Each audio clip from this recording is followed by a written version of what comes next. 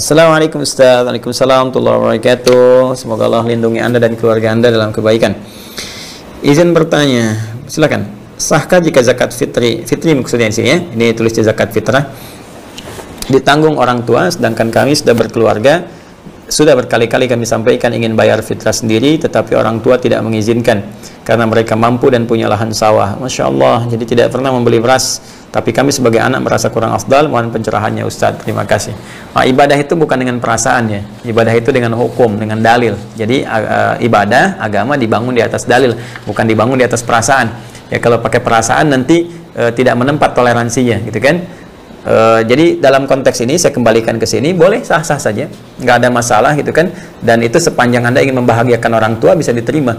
Jadi orang tua, zakat fitri itu zakat yang kita keluarkan dalam keadaan seseorang sudah menjelang masuk di akhir Ramadan, ingin memasuki ke waktu Idul Fitri di awal Syawal. Ya, dikeluarkannya teman-teman sekalian, boleh dia siapkan di pertengahan Ramadan misalnya, atau misalnya mendekat ke malam-malam Idul Fitri, itu boleh Anda disiapkan dan dikeluarkan, karena itu prinsipnya ingin membahagiakan orang lain di sekitaran orang Anda, di sekitaran kita semua, sehingga memberi kesempatan pada mereka untuk berbuka, memasuki hari baru di bulan baru yang menandakan puasa telah usai.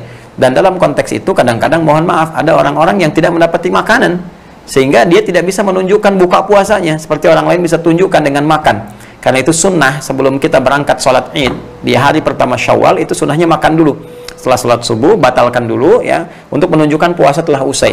Dalam bahasa Arab ya, makanan yang pertama dimakan itu disebut futur, iftar atau fitrun. Ya, makanya hari itu disebut dengan Idul Fitri. Kembali kita makan lagi setelah sebelumnya puasa, untuk menunjukkan puasa selesai kita makan. Nah, saat kita makan ada orang-orang yang nggak bisa makan, makanya kita berikan teman-teman sekalian menjelang dekat ke waktu Idul Fitri ya, misalnya malamnya atau 2 hari sebelumnya ya. Kalau di hadis Nabi itu yang paling afdal setelah sholat subuh sebelum sholat id.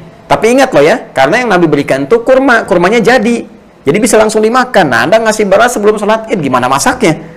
Nah, jadi cara berpikir pun mesti diperbaiki di situ, ya. Jadi singkatnya, boleh-boleh saja, sah-sah saja, dan di situ membahagiakan orang tua kita juga, nggak ada masalah, terima aja, alhamdulillah. Ya, terima kasih kepada orang tua, semoga berkah semuanya dan kita supportkan. Apa yang lebih dari kita bisa gunakan untuk orang lain. Misalnya support kepada asisten rumah tangganya atau keluarga yang lain, supaya dia juga punya kemampuan untuk bisa melakukan zakat fitrinya. Itu solusi terbaiknya. Baik, sudah tiba waktu Isya. Kita jeda sejenak untuk menunaikan salat Isya berjamaah, mendengar adzan, menjawab adzan, dan kemudian setelah itu menunaikan salat dan kembali melanjutkan kajian kita. Terima kasih. Silakan Pak Hudri untuk adzan terlebih dahulu atau petugas di Masjid Al-Ihsan, dan semoga Allah muliakan kita semua. Subhanakallahumma bihamdika asyhadu an la ilaha illa anta astaghfiruka wa atubu ilaik. Assalamualaikum warahmatullahi wabarakatuh.